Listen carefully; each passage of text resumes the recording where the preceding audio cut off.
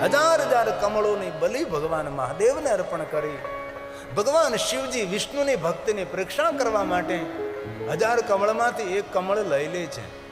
ત્યારે ભગવાન વિષ્ણુને એમ થયું કે હવે શું કરું, મારી ગણતરીમાં ભૂલ ન થાય. આનું કારણ કયું? હવે પૂજાના નિયમો પણ એવા ખરા કે પૂજા કરતા કરતા ઊભા ન થવાય, પૂજા કરતા કરતા બોલાય નહીં. એ બધા નિયમો વિદ્વાનો, આચાર્યો, સાધુ, સંત, મહાપુરુષો, સંન્યાસીઓ માટે ધન્ય હો ગુરુસ્તાશ્રમ. આપણા માટે તો કોઈ નિયમ નહીં, આપણે તો કોઈ નિયમ પાલન કરવાની જરૂર નહીં. પણ આવા કઠિન નિયમો ભગવાનની પૂજાના છે. અગર એક કમળ ઘટે તો વિષ્ણુ ભગવાન ઊભા થઈને બીજું ન લઈ આવે. કમળ ઓછું થયું તો ભગવાન વિષ્ણુ કોઈને કહે નહીં, એ ભાઈ લાવો બીજું કમળ લાવી જોઈએ, એક કમળ ઓછું થયું તો નહીં. કારણ કે ભગવાન શિવની પૂજાના નિયમોનું અનુસરણ ભગવાન વિષ્ણુએ કર્યું છે. તેથી ભગવાન વિષ્ણુજી મહાદેવની પૂજા ખંડિત ન થાય એટલે ભગવાન વિષ્ણુજીએ પોતાનું નેત્ર મહાદેવને અર્પણ કર્યું છે. સહસ્ત્ર કમલ મેં હો રહે ધારી કે નહીં પરીક્ષા તબહી પુરારી. એક કમલ પ્રભુ રાખે ઓ જોઈ, કમલ નયન પૂજન સહસ હોય. કઠિન ભક્તિ દેખી પ્રભુ શંકર ભયે પ્રસન્ન દીક્ષિતવર. શું વરદાન આપ્યું? ત્રણયામ રક્ષાય ત્રિપુર હર જાગૃતિ જગતામ. ભગવાન મહાદેવ વિષ્ણુ ભગવાનને ચક્ર આપ્યું છે. કેવું ચક્ર? સુદર્શન ચક્ર આપ્યું છે. શા માટે? જગતની રક્ષા કરવા માટે ભગવાન મહાદેવજી વિષ્ણુને ચક્ર આપ્યું છે. અને બહુ આદર અને ગૌરવથી કહું છું, મહાદેવજી શાસ્ત્ર વિદ્યા પણ આપી શકે છે, મહાદેવજી શસ્ત્ર વિદ્યા પણ આપી શકે છે.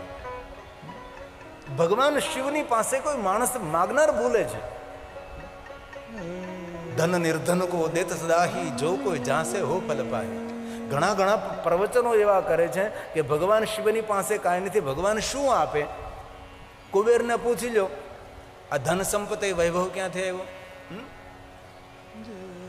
ત્યાં મન ન માને તો, અલ્કેશમાં મન ન માને તો લંકેશને પૂછી લો કે તારી સોનાની લંકા ક્યાંથી આવી?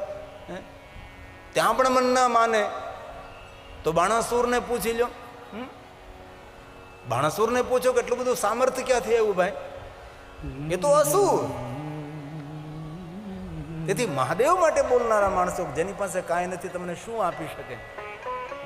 પણ જેની પાસે હોય એ તો આપી શકે છે, પણ જેની પાસે કાંઈ ન હોય અને બધું જ આપી શકે છે એને આપણે દેવ નથી કહેતા, એને આપણે મહાદેવ કહીએ છીએ. એ શંકર ભગવાન છે. શિવ મહાપડ ગ્રંથમાં રામજીની સુંદર શિવ ભક્તિનું વર્ણન છે. રામજીએ ગર્જના કરી કરીને કહ્યું છે કે મારી પાસે જે સામર્થ્ય અને મારું જે સામ્રાજ્ય છે એ ભગવાન મહાદેવનો પ્રસાદ છે. અને ભગવાન રામજીએ એક શિવલિંગની સ્થાપના નથી કરી, ભગવાન રામજીએ અગણિત લિંગોની સ્થાપના કરી છે. રામજી જ્યાં જ્યાં ગયા છે ત્યાં જ્યાં પોતાના કરકમળો દ્વારા ભગવાન મહાદેવના લિંગ સ્વરૂપો સ્થાપિત કર્યા છે. ભગવાન દ્વારકાધીશ મહાદેવના પરમ ભક્ત છે. અને સ્વયં શંકર ભગવાને કહ્યું છે કે હે કૃષ્ણ, શિવ ભક્તોમાં તમે અગ્રગણ્ય રહેશો, તમે પ્રધાન રહેશો. હે કૃષ્ણજી, આપ જેવી મારી ભક્તિ કોણ કરી શકે છે? અને દ્વારકાધીશ ભગવાન કૃષ્ણજીએ કદમ કદમ પર કહ્યું છે કે મારું સામર્થ્ય, મારું સામ્રાજ્ય, મારું બળ, મારી બુદ્ધિ એ ભગવાન મહાદેવનો પ્રસાદ છે. અને દ્વારકાધીશ ભગવાન કૃષ્ણજી મહાદેવના પરમ ભક્ત, મૂળમાં તો શિવ જ હોઈ શકે છે. 5 પાંડવોને શિવ ભક્તિનું માર્ગદર્શન કરનારા કોણ? એ તો દ્વારકાધીશ ભગવાન કૃષ્ણજી. દ્વારકાધીશ કૃષ્ણ ભગવાન વારંવાર વારંવાર કહે કે પાંડવો મહાદેવની પૂજા કરો, મહાદેવની પૂજા કરો. અને શિવ ભક્તોમાં માતા કુંતા શ્રેષ્ઠ મહાદેવની ભક્ત છે. માતા કુંતા જ્યાં સુધી મહાદેવનું દર્શન ન કરે ત્યાં સુધી મુખમાં જલ નહીં મૂકતા હતા. આવા ભગવાન શંકરજીના ભક્ત હતા. 5 પાંડવ જ્યાં જ્યાં ગયા છે ત્યાં 5 શિવલિંગોની સ્થાપના કરી છે. 5 પાંડવની શિવ ભક્તિનું વર્ણન છે. ક્યારે 4 ધામની યાત્રા કરવાનો અવસર મળે અને યમનોત્રીના માર્ગે જાઓ, યમનોત્રી 60 કિલોમીટર બાકી રહે એ પહેલા લાખા મંડળ આવે છે. 5 પાંડવોએ 1 લાખ શિવલિંગોની સ્થાપના કરી, 1 લાખ લિંગોની સ્થાપના કરી છે. એ 5 પાંડવોની શિવ ભક્તિ છે. ટેલિવિઝનમાં જોવે લાખા મંડળ છે. અત્યારે પણ લિંગો અસ્તિત્વમાં છે. અને કોઈ કોઈ શિવલિંગો તો એવા છે ઋતુ બદલે એ શિવલિંગનો રંગ કલર બદલતો રહે છે. કોઈ શિવલિંગો એવા છે કે આપણું પ્રતિબિંબ દેખાય છે. અનેક શિવલિંગો એવા છે કે જો તમારું પ્રતિબિંબ દેખાય તો તમારું ભાવિ ઉજ્જવળ છે. ત્યાંના લોકો કહે છે કે જો શિવલિંગમાં પ્રતિબિંબ આપણું ન બતાય તો આપણું ભાવિ એ ધૂંધળું છે, તેના માટે સાવધાન થવું અને શિવની ઉપાસના કરવી. આવું ત્યાંના આચાર્ય લોકો માને છે. કોઈ પણ કાર્યનો પ્રારંભ હોય, દ્વારકાધીશ એમ કહે કે ચાલો પહેલા ભગવાનની પૂજા કરી. આટલું મોટું યુદ્ધ ખડવાનું હતું તો અર્જુનને પકડીને લઈ જાય છે કે ચાલ અર્જુન, પહેલા આપણે મહાદેવને અભિષેક કરીએ, આપણે ત્યારબાદ આપણે યુદ્ધની ખેલ ખેલીએ. આપણે અંતિમ યાત્રા કરવાની તે ભાઈ બલરામને લઈ અને સોમનાથ મહાદેવને અભિષેક કરે છે. મૂળમાં શિવ છે અને કોઈને શિવ ભક્તિથી વંચિત કરવો એ માણસની હત્યા કરવાનું પાપ લાગે છે. કોઈને શિવ ભક્તિથી દૂર કરવો, કોઈના હૃદયમાં ભરપૂર મહાદેવની ભક્તિ હોય અને મહાદેવની ભક્તિથી તેને વંચિત કરો, એનાથી મોટું કોઈ પાપ નથી. તેથી કોઈ પણ વિચારધારા સાથે તેમાં જોડાયેલા હો, કોઈ પણ આચાર્યો સાથે જોડાયેલા હો અને કોઈ પણ સંપ્રદાય સાથે જોડાયેલા હોય, પણ હૃદયથી કહું છું, જો આપણે કલ્યાણ કરવું હોય તો મહાદેવનું વધારે ભજન કરવું. મહાદેવ વગર આપણું કોઈ મંગલ નહીં કરી શકે, મહાદેવ વગર આપણું કોઈ કલ્યાણ નહીં કરી શકે. ભગવાન દ્વારકાધીશ અર્જુનને કહે છે, સહાર્જુનમ, વાસુદેવ સાથે અર્જુન. અભિષેક કેટલો લોકપ્રિય બન્યો. ઓમ નમો ભવાય શર્વાય રુદ્રાય વરદાય પશુનાપતે, ઓમ નમો ભવાય શર્વાય રુદ્રાય વરદાય ચ પશુનાપતે નિત્યમ ઉગ્રાય ચ કપર્દિને મહાદેવાય ભીમાય ત્ર્યંબકાય શિવાય ચ ઈશાનાય મખઘ્નાય મસ્તે મખઘાય कुमार गुरुवे नित्यं नीलग्रीवाय वेदसे विलोहिताय धूम्राय व्याधिने पराजिते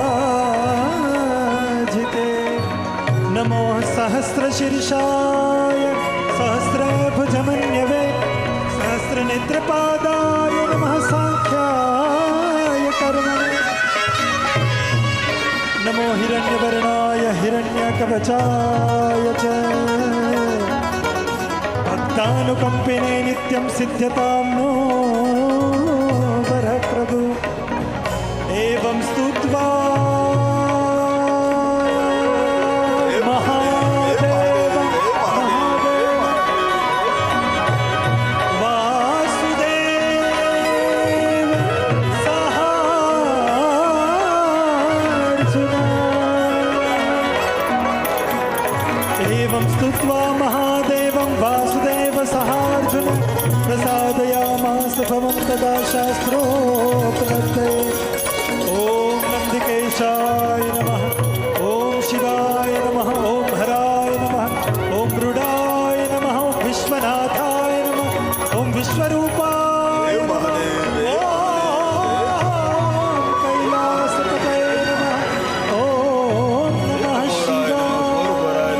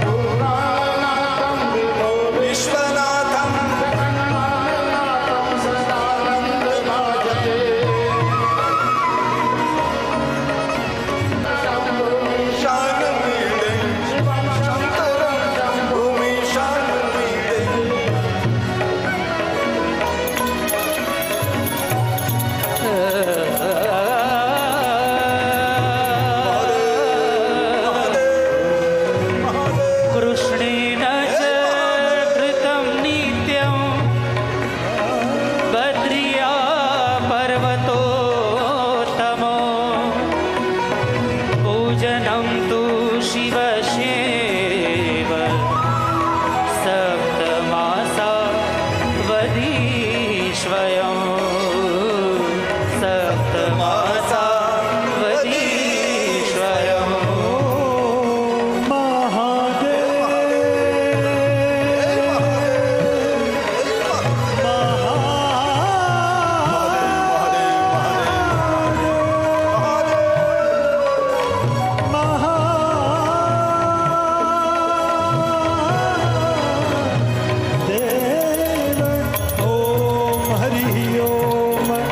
नमस्ते रुद्रमन्य बहुतो देखवे नमः बाहुभ्यां मुद्रे नमः जाते रुद्र शिवन्तनूर घोर पापकाशि दयामस्तद्वाशं कमलागिरिशङ्काभिचाकृषि ॐ यज्जाग्रतो दूरमुदैति देवं तदु सुखसुखैवेति दुरङ्गमं ज्योतिकां ज्योतिरेकं तन्मे मनः शिवसङ्कल्पमस्तु तन्मे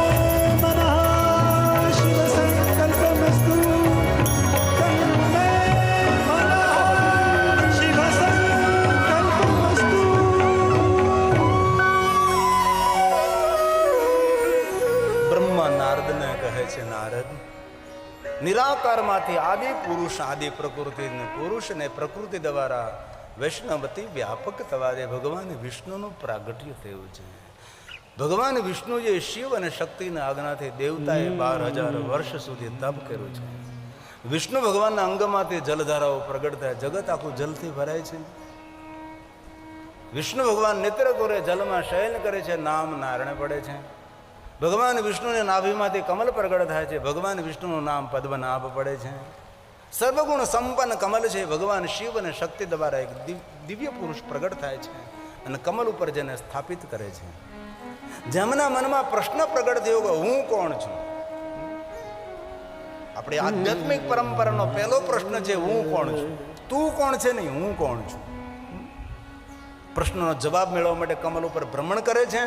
કમળની દાંડલીમાં નીચે જાય છે. કલ્પભેદથી અલગ અલગ કથાઓ છે. આકાશવાણી થાય છે, તપ કરો. જલનું એક બિંદુ કમલની પાખડી પર ટપકતો હતો, તેમાંથી પણ અવાજ નીકળતો, તપ કરો. અને કમલો કમલ ઉપર તપ કરે છે. જેનું પેલું નામ પદ્મજ, કમલ ઉપર જેનું પ્રાગટ્ય થયું કમલજ.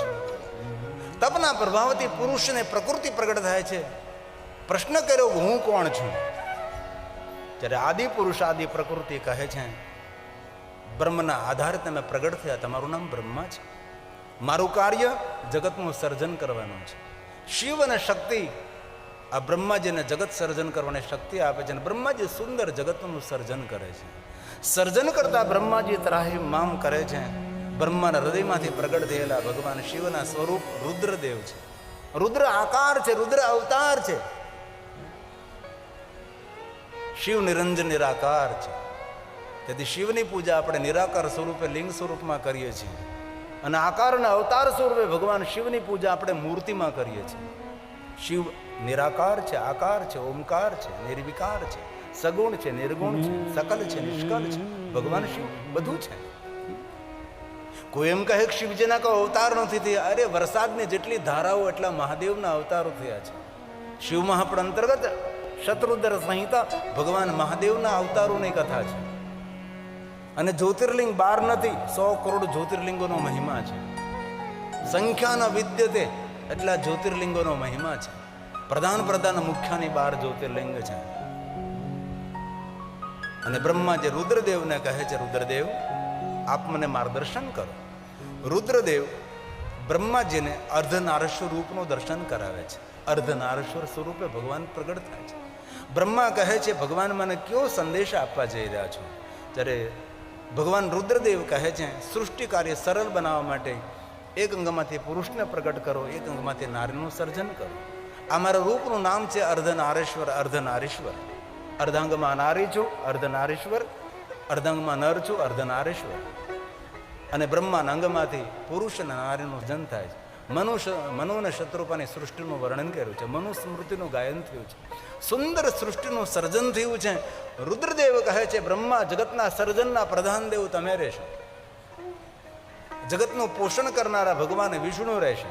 હું રુદ્ર જગતની રક્ષા કરીશ. તિરોભાવ, અનુગ્રહ, કર્મ પ્રમાણે ફલ, ગતિ, પરમ ગતિ, સદગતિ, મુક્તિ, અંતિમ મુક્તિ, પરામુક્તિ, નિત્ય મુક્તિ. એ ભગવાન શિવ આપે છે. શિવનું એક સ્વરૂપ છે બ્રહ્મા, શિવનું એક સ્વરૂપ છે વિષ્ણુ, શિવનું એક સ્વરૂપ છે રુદ્ર. બ્રહ્મા, વિષ્ણુ અને રુદ્ર આ ત્રણેય દેવતાઓ ભેગા મળી અને જગતનું સુંદર સંચાલન કરે છે. બ્રહ્મા કોણ છે? રજોગુણ પ્રધાન છે. વિષ્ણુ કોણ છે? સતોગુણ પ્રધાન છે. રુદ્ર કોણ છે? તમોગુણ પ્રધાન છે. રુદ્રનું કામ છે રક્ષા કરવાનું. રુદ્રને ફક્ત સંહારક તરીકે સમાજની સામે પ્રદર્શિત કરીએ એ આપણું યોગ્ય નથી. દુર્ગુણોનો સંહાર કરે છે, અસુરોનો સંહાર કરે છે. જગતનો રક્ષક ભગવાન શિવ છે. બ્રહ્માજી એટલી સુંદર સૃષ્ટિ નિર્માણ કરી છે જે આપણે આંખે જોઈએ એટલી સૃષ્ટિ નથી. આંખે જોઈ ન શકીએ એવી પણ સૃષ્ટિ છે. આપણે જે કલ્પના કરીએ કાલ્પનિક સૃષ્ટિ પણ હોઈ શકે છે, કલ્પનાતીત સૃષ્ટિ છે. તો બ્રહ્માજી એટલી સુંદર સૃષ્ટિની રચના કરી તો તેનો રક્ષક કોણ હોઈ શકે છે? ભગવાન શંકર છે, ભગવાન રુદ્ર છે, ભગવાન વિષ્ણુ પોષણ કરે છે. તો આ ત્રણેય દેવતાઓ ભેગા મળી અને જગતને સુંદર રીતે સંભાળી રહ્યા છે. બ્રહ્મા, વિષ્ણુ, મહેશ. સર્જન, પોષણ અને રક્ષણ. ત્રણ દેવતાઓ આપણે સનાતન ધર્મ મંદિર પ્રધાન છે અને ત્રણેય દેવતાઓ ભગવાન શિવજીના સ્વરૂપ છે. તેથી બ્રહ્મા, વિષ્ણુ અને મહેશ ત્રણેય દેવતાઓને જુદા ન જોવા, અને જે ત્રણેય દેવતાઓને જુદા જોવે છે તેના પુણ્ય ક્ષય પામે છે. આવું શિવ મહાપુરાણ ગ્રંથમાં કહ્યું છે. તેથી ત્રણ દેવતાઓનું એકાત્મ કહ્યું છે. બ્રહ્મા, વિષ્ણુ, બ્રહ્મા વિષ્ણુ સદા શિવ દેવા. બ્રહ્મા વિષ્ણુ સદા શિવ દેવા. સર્જક પાલક રક્ષક દેવા.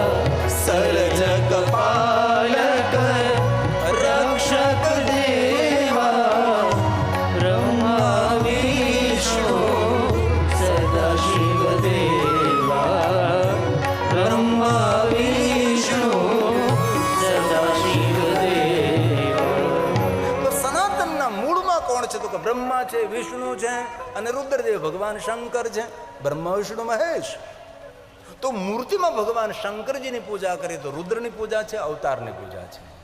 નિરાકાર પ્રત્યેકે ભગવાન મહાદેવના લિંગ સ્વરૂપની પૂજા કરીએ તો એ મૂળ નિરાકાર ઉપાસના છે.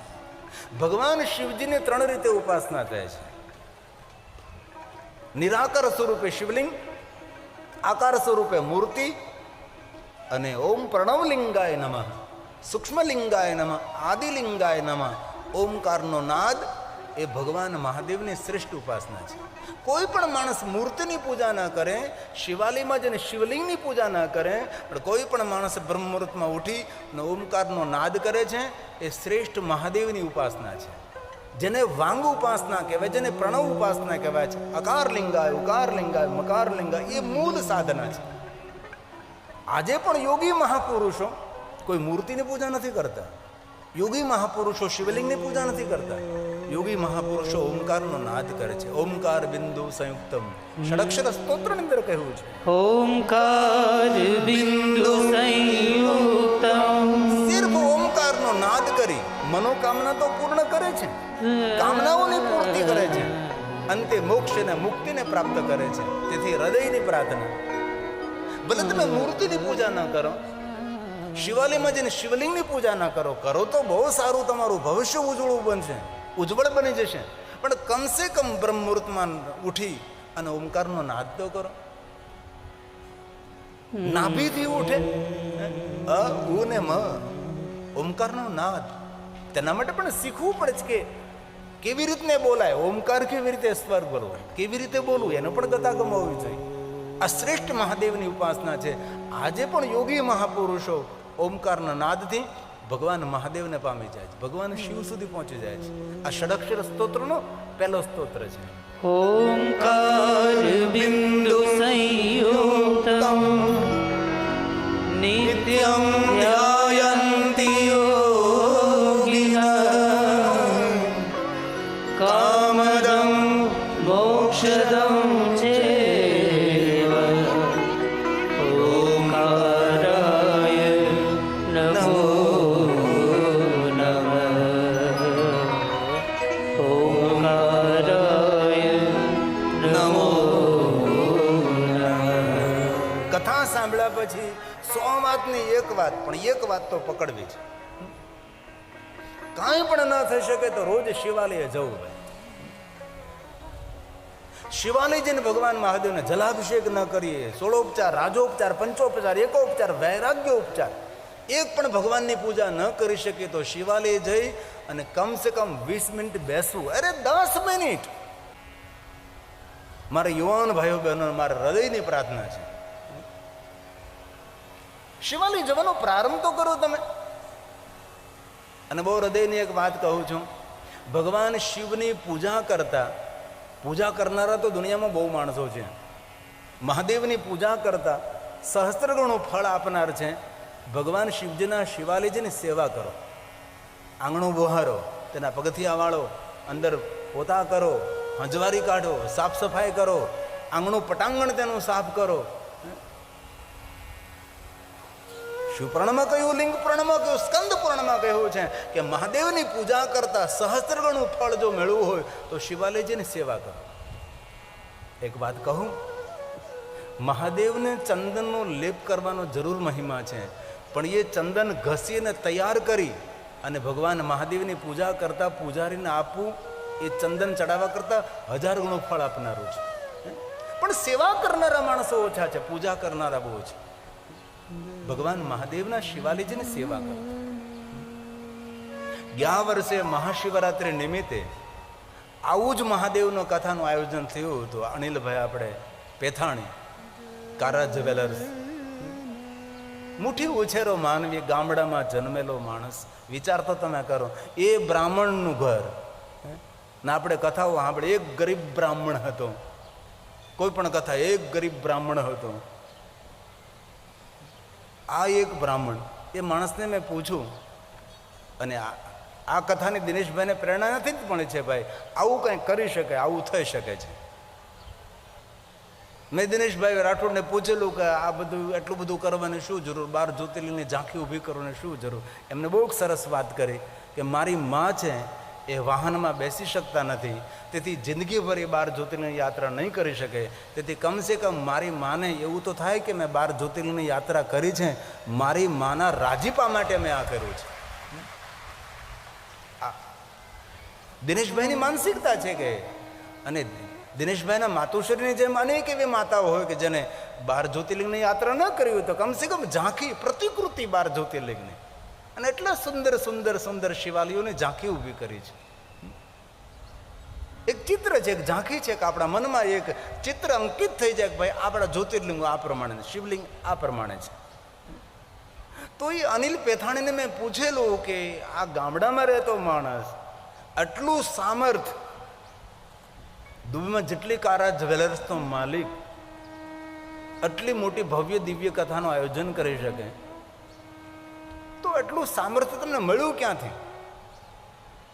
એ માણસે થોડા શબ્દોમાં મને કહ્યું કે અમે નાનકડા હતા ત્યારે શિવાલય અમે આવતા હતા, પૂજારી પ્રસાદ આપે, એટલે અમારા ગામના પૂજારી ગિરી મહારાજ એમ કહે કે છોકરાઓ આ શિવાલયનું ફળિયું વાળી નાખો, છોકરાઓ શિવાલયના પગથિયાઓ છાપ કરી નાખો. અને એ અનિલ પેથાણીના શબ્દો, શિવાલયના પગથિયે આ ઝાડુ મારતા મારતા આ સામર્થ્ય મહાદેવે મને આપ્યું છે. આ છે સેવાનું ફળ. અનુભવ તો કરો, તમે શરૂઆત તો કરો. અને બહુ હૃદયથી કહું છું, ભગવાન મહાદેવ એક એવા દેવ છે, આપણી ભાગ્યરેખા બદલી શકે છે. આપણે સૌ એમ બોલીએ છીએ, આપણે બોલતા જોઈએ લગભગ જે વિધાતાએ લખ્યું હોય થાય. આપણા કપાળમાં વિધાતાએ જે લખ્યું હોય થાય. વિધાતાના લેખને કોઈ ન બદલી શકે. પણ એટલું યાદ રાખવું જોઈએ, જીવનમાં વિધાતાએ લખ્યું હોય થાય. આ સવારે જ મારે એક અમારા પરમ ભક્ષ્યુ ભક્ત અમારા અનિલાબેન પટેલ, જે મોટું સામર્થ્ય ધરાવે અમદાવાદની અંદર, એની સાથે વાત થતી હતી. બાપુ તમારી કુંડળી કેવી? કુંડળી. મેં એને કહ્યું કુંડળીમાં તો મને બહુ ખબર ન પડે, પણ જેની મંડળી સારી હોય ને એની કુંડળી સુધરી જાય. મંડળી આપણી સારી, મંડળી એટલે સંઘ, મંડળી સારી હોય તો જન્મની કુંડળી સુધરી જાય. ને મંડળી સારી ન હોય, કુંડલી પણ સારી ન હોય તો મુંડલી મહાદેવને અર્પણ કરી દો એટલે કુંડલીના ગ્રહો બદલી જાય. આ મહાદેવ છે. તો આપણે વિચારી શકીએ છીએ કે આપણા લેખ વિધાતાએ લખ્યા છે, તો વિધાતાના લેખ કોઈ બદલી ન શકે. પણ મહાદેવમાં સામર્થ્ય એવું છે. અને બ્રહ્માજી સ્વયં પાર્વતીને કહ્યું કે રાવરો બાવરો ના ભવાની, તારો પતિ પાગલ છે, જેના ભાલમાં એક પણ સુખની રેખા લખી નથી. તારા પતિ મહાદેવનું થોડું ભજન પૂજન કરે, તેની ભાગ્ય રેખા બદલી નાખે. નવા નવા સ્વર્ગ અને સુખોના સાધનો ઉભા કરી નાકે પાણી આવી ગયું હોય તો વિધાતા આપણા સૌના લેખ લખે છે, તો વિધાતાના લેખ લખનાર કોણ? એટલું તો વિચારી શકીએ ને કે આપણા સૌના લેખ લખનાર એ વિધાતા છે, તો વિધાતાના લેખ લખનાર કોણ? વિધાતાના લેખ લખનારા ભગવાન મહાદેવ છે, ભગવાન શિવ છે. વિચારતા જ નથી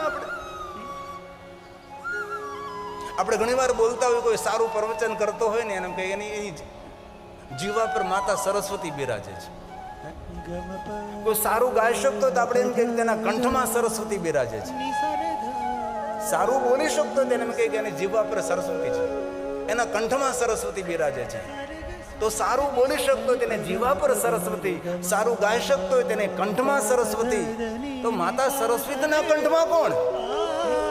એટલું તો વિચારો.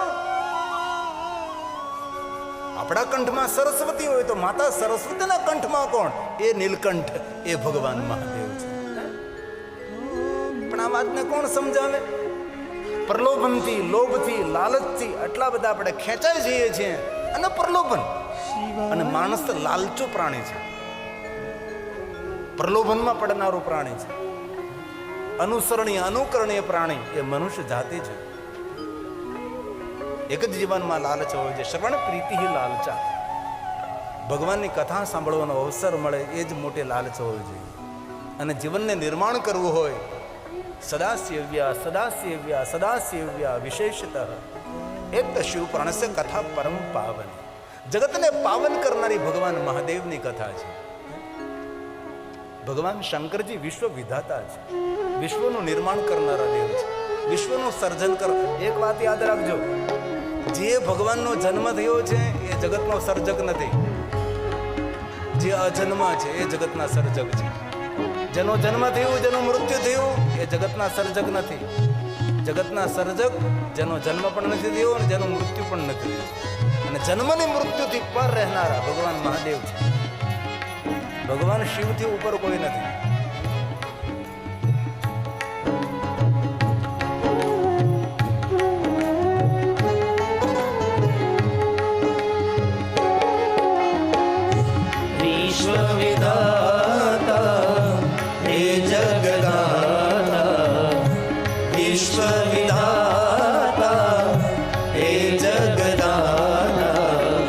કલ્યાણ કરો